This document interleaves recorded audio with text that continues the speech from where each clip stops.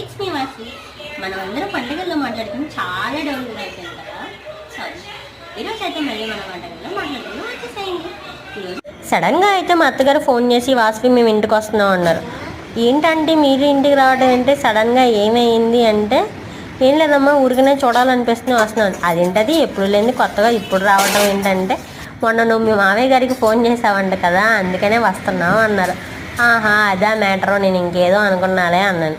సరే అయితే నాలుగు ఉండేటట్టుగా రండి అంటే, లేదు లేదు మేము శనివారం వచ్చి ఆదివారం వెళ్ళిపోవాలన్నారు. సరే అయితే అన్నాను. ఇంకా తీరా అప్పటికప్పుడు వస్తున్నామంటే నా దగ్గర అవైలబిలిటీలో ఉన్నాయి లేని చూసుకుని అవి బయటికి వెళ్ళి తీసుకొచ్చేసి వాళ్ళకి కావాల్సినట్టుగా డిన్నర్ అయితే ప్రిపేర్ చేశాను. ఇది వాళ్ళకి కావాల్సింది కాదు, నాకు అవైలబిలిటీ ఉన్నదైతే నేనైతే ప్రిపేర్ చేశాను.